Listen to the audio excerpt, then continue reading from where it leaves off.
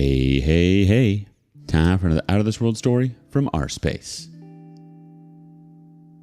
The age-old question. What does one put on a t-shirt after their life becomes a dumpster fire of betrayal and heartbreak? What inspirational slogan heals a broken heart? Today on rSpace, cheater's gonna cheat. My wife cheated on me with my friend from college, so I made sure to ruin her reputation. Hello. I've been here for a long time. I wouldn't call myself a lurker because I've commented quite a lot, but I've never had reason to post anything. There's a first time for everything, though. I'm not the best storyteller, and this is likely going to be quite long, so bear with me if I don't explain things great or make some mistakes all over the place. I think the best way for me to try and explain the situation to you guys is to start as far back as you need, and that's from when I was in college. My roommate was a guy called Brian, and he ended up being a super cool guy. In fact, we hit it off almost immediately, and he's still a fantastic friend of mine to this day. I wouldn't say he's my best friend, but he's certainly in the top 3. We used to do everything college boys did, like going to parties, drinking, smoking weed, and picking up girls. We were both rather good with women, if I do say so myself. By the time we were in our junior year, I met a senior girl that we'll just call Andrea for the sake of this. I mean, I had my way with women, and I know this will sound corny to a lot of you, but it didn't take long for me to start wondering whether I was in love with Andrea. We hung out a lot. She was pretty, she was interesting to talk to, and she gave me a person to talk to about non-frat-like things. Andrea and I started dating, and that basically took me out of the womanizing scene that I was in with Brian. He was a bit bummed, but I still played his wingman when we went out. And when he met Andrea, he understood. After that point, he stopped trying to push me to pick up girls, and he respected our relationship, which made me respect him more. Remember, we were young and stupid, so it would have been so easy for him to egg me on with, "She'll never know," and the like. Anyway, Andrea graduated first, then me and Brian. We dated for years, and we finally got married when it felt like the time was right. Honestly, the happiest day of my life. I guess it is for a lot of people, at least until you have your first kid. Our marriage has been relatively smooth and clean. We're not ready for children yet, as we're still trying to get our lives in perfect order before then, and things are going rather great in that regard. Andrea has an online business that sells all sorts of wholesome and inspirational merch for women, and that does pretty well. And I work as an auto mechanic, though I'm aiming to get my own shop soon, and I'm close to having what I need. I think that's the necessary background to understand why I'm writing this in the first place. Brian comes around to visit me now and again. I mean, he's one of my best friends and only one of the 2 who lives really close by. He told me that he'd be coming to visit me that evening, and I gave him a time when I'd be back. Unfortunately for me, on the way back home, I had a flat and had to replace it on the side of the road. I was tired after the day I had, but I managed to put the spare on as fast as I could.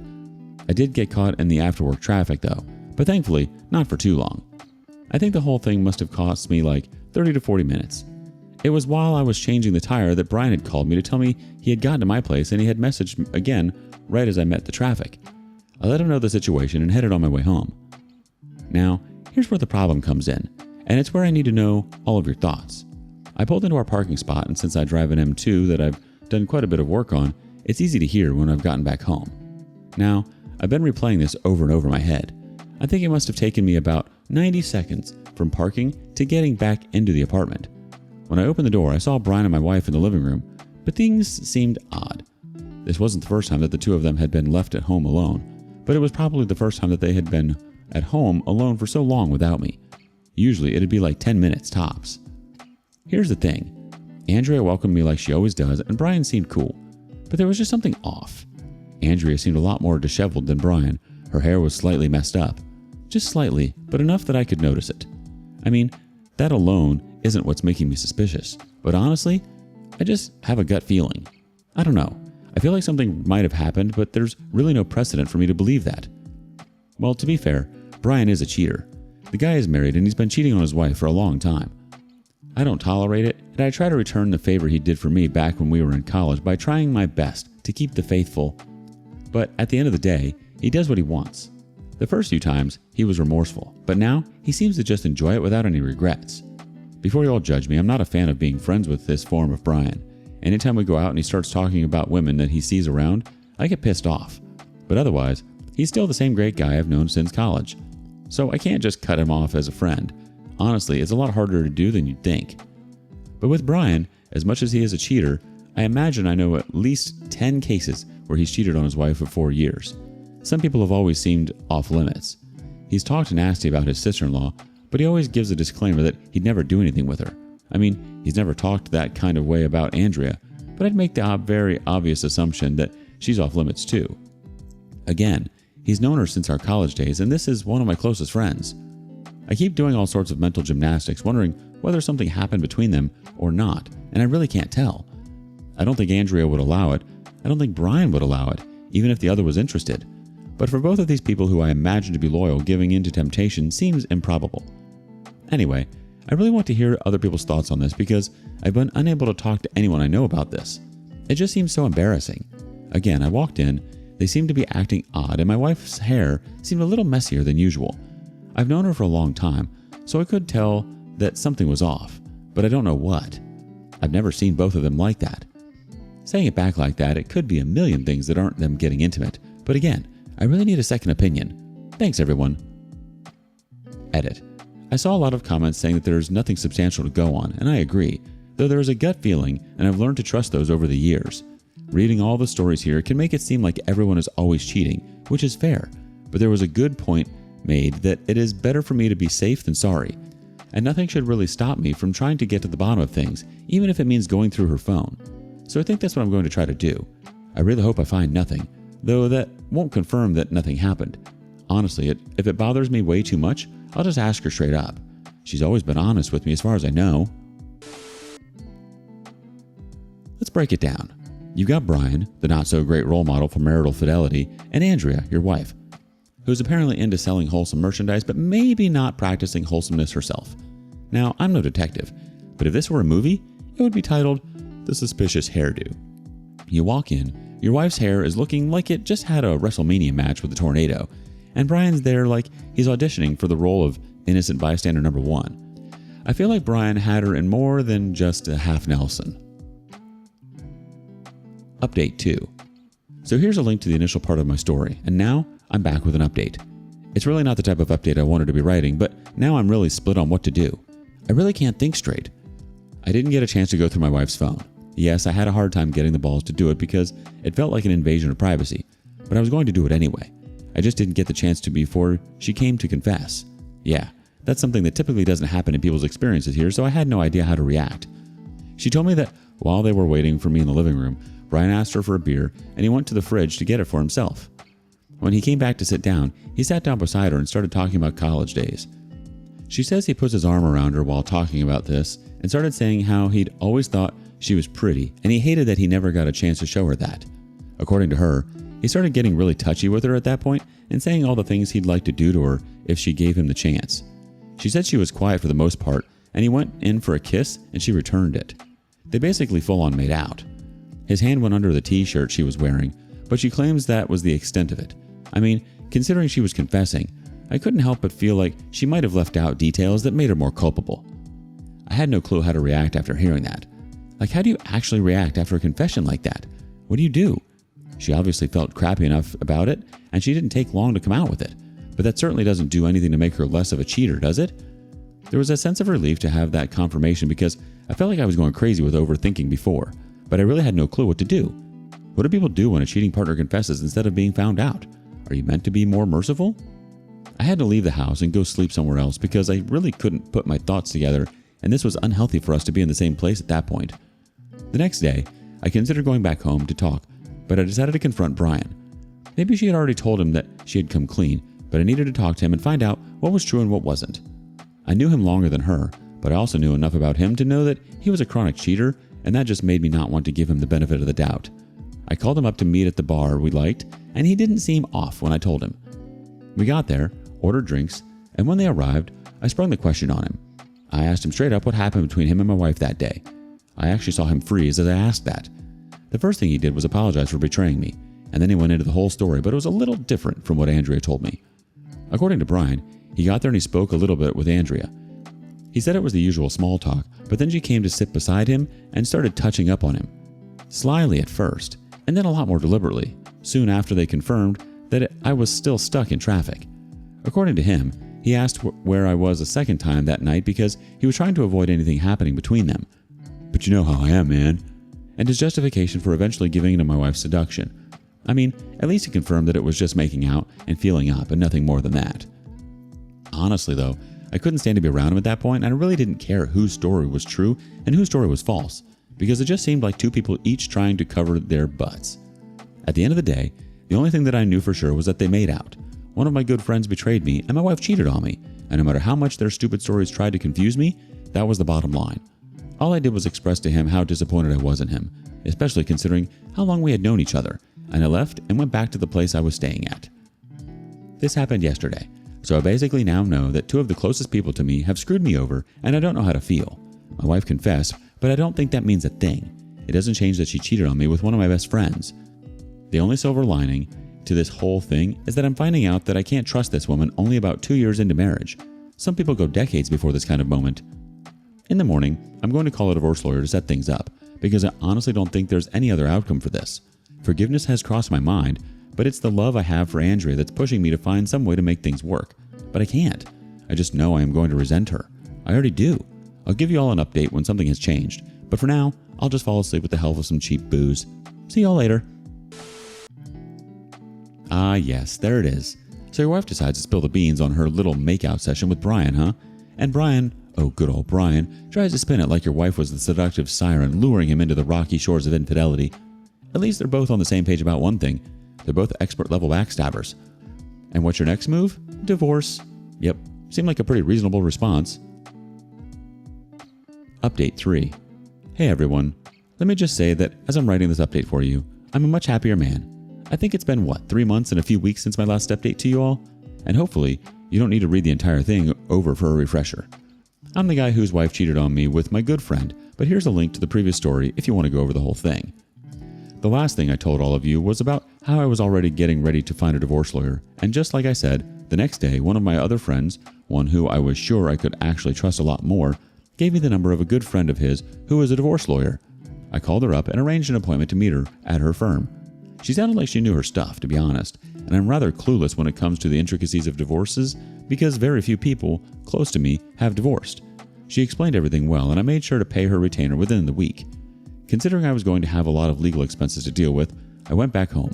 It's not like I had gone completely incognito on Andrea, but I hadn't been very talkative with her over the phone. She was happy to see me back at home, probably thinking that this was the first sign of things getting back to normal, and I didn't make intentional efforts to make her feel that this was the case, but neither did I dissuade her. She kept trying to act normal and make jokes, but I was pretty stone-faced through the whole thing. She came to the living room one night when I was sleeping on the couch and apologized for the whole thing all over again, and I just nodded when she was done. She sat there for a while before going back to the bedroom. Once the papers had been prepared by the lawyer, I served them to Andrea right away. She looked so surprised, which was stupid to me because I didn't think divorce is too irrational a conclusion for someone who cheated on someone else with her best friend. She kept asking over and over whether I was serious, whether I was joking, but honestly, each time she asked, I just got more pissed looking at her. I said nothing in response beyond, I want a divorce. What really set me off was when she said, "I'm confessed. I said I was sorry. Doesn't that mean anything to you?" I was so close to losing my head at that point. I had to remind her that she and my friend since college had both betrayed me, and as much as she felt like her confession had changed anything, it hadn't. As much as they hadn't gone all the way, that didn't change anything either. Honestly, I was so pissed off at the silly excuses she was making, and what sent me for the door was when she said, "I wish I hadn't said anything," with tears pouring down her cheeks. Basically, she would have preferred for me to be an ignorant fool who would still hang out with his sleazeball best friend and would still sleep beside his cheating hoe of a wife. No thanks. I left the house again because I was scared I'd do something to her if she said the wrong thing again. The whole divorce process started sometime later, and to be honest, things looked pretty well stacked in my favor. I mean, I've been trying to get my own shop started up, and while I was a bit sad that things weren't going as fast as I wanted them to, it was probably for the best. My wife was still the breadwinner with her business, and it seemed like I was going to end up with some degree of alimony if my lawyer could pull it off, especially because my wife was a cheating witch, and I had chat records from the time immediately after she confessed. It was full of her apologizing for what she had done. I was going to let the law do its thing, but was I also going to let Brian get away with his part in the whole thing? It didn't really matter who seduced who because at the end of the day, they were both into it. Nobody forced anyone else. And to me, cheating isn't a mistake. It's not like accidentally putting salami in your sandwich instead of pastrami or something. Both of them knew what they were doing was wrong, but they had the self-control of animals and couldn't keep their bodies to themselves. I will confess that I felt like an absolute horrible guy doing this, but I called up Brian's wife and I told her everything about her husband and his cheating, including with Andrea. Honestly, I don't know whether she had no idea or just had no idea to the extent of it, but she actually started crying over the phone. She asked why I didn't tell her all of this time, but the only thing I could say was because I didn't know how it felt. She eventually thanked me, and I spent the rest of the day wondering if that was the right thing to do. It made me wonder if I'd have wanted to stay ignorant, but I realized the answer to that was no, and I hope it was the same for her. Anyway, it wasn't up to 3 hours later before I got an extremely long text message from Brian full of expletives, and honestly, I just laughed at it, because it wasn't a problem when he made out with Andrea, and it wasn't a problem when he slept with countless other women, but the consequences of his actions were what he couldn't handle? I really don't think being faithful is super tough. I didn't reply to his message because there was nothing to say to it, and the only thing I could think of were just to rile him up more. I was getting the last laugh, clearly. Spoiler alert, a few weeks ago, his wife moved out. As for Andrea, the divorce proceedings were actually relatively tame. I think it was because she actually knew she effed up, and there was a lot against her. The fact there was evidence pointing to her cheating put her at a disadvantage. Her lawyer seemed to be disappointed that she owned up to it. I guess she had advised her to deny it entirely. There was a pretty sizable gap in our income, so I ended up being entitled to alimony. Honestly, I didn't need it because I could get by on my own, but I still took it anyway because I really didn't want to lose out on any opportunities to hit at her. The apartment was probably the messiest part of the whole thing because neither of us was willing to move out. I mean, it was rented and rent was going to be due in a few months, so it wouldn't hurt too much if I didn't get it, but again, I wasn't trying to make things easy for her. I did eventually let the house go because I live in a community property state, and her snake of a lawyer tried to bring up my car to the splitting table, which I certainly wasn't about to entertain. Unfortunately for her, losing the apartment didn't exactly make me feel more hospitable towards her. The divorce was finalized, and I had to do the only thing I had left to do. I called her parents, I called her siblings, and I called a few other relatives, and I let them all know that I and their sweet little girl were going to part ways because she was a hoe who had almost slept with my best friend. I preferred putting it that way since they likely would have if I hadn't come sooner. Naturally, they were shocked, and a lot of them tried to get me to rethink things, but I let them know that things were final, and that was it. I also wrote a post on Facebook tagging her and letting everyone know that we were no longer together. I didn't lay out all the details here. Honestly, I don't know why I held back, but I did make it clear that she cheated on me. She runs an online business and makes clothes with all sorts of inspirational jargon for young women, and I hope that this post I made will naturally reach the right people and get amplified. The 5 people who potentially see her as a role model might need a reality check to know she's not the wholesome woman they think she is. At this point, my post got a little traction, but as far as I know, it hasn't blown up beyond at least 2 TikTok videos I saw. Maybe it will blow up some more, and maybe it won't, but I've done what I can, and I'm fine with it. Look, fellas, whether she confesses or not means nothing. Cheating isn't a mistake, and it's something that deserves to be punished because emotional pain might be the only way a cheater can learn. That's what I think. Maybe the next person she ends up with will be luckier. Edit. I'm smiling right now because just a few days after this, my ex-wife called me crying, begging me to take down my Facebook post. Supposedly, she had gotten a few DMs on her business Instagram account asking her whether what I said was true. Apparently, her TikTok comment section had one person breaking the news, asking whether it was true or not, and that's how the whole thing spiraled out of control. I don't think her business will die because of this, but it's hurt her reputation, at least in front of a few hundred people at the very least, and that's fine by me. Maybe I'll make my own TikTok account and have some fun with the whole thing. I'm glad that I was able to get my satisfaction out of such an unfortunate situation. First, you hit her with those divorce papers like a legal wrecking ball. Then you spill the beans to her family and friends faster than a gossiping grandma at bingo night. And let's not forget the Facebook post outing her as the cheating scoundrel she is. Bravo! But the real icing on the cake? Her business takes a hit thanks to your little social media bombshell. Ah, sweet, sweet revenge, served cold and with a side of internet infamy. And the fact that you're considering joining TikTok just to keep the drama train rolling? Priceless. Who needs therapy when you've got a divorce, a vendetta, and an act for social media warfare? You, OP, are the hero we never knew we needed in the world of relationship drama. What do you make of this?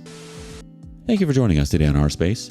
Be sure to like and subscribe and hit that notification bell so you don't miss out on our next video. See you next time.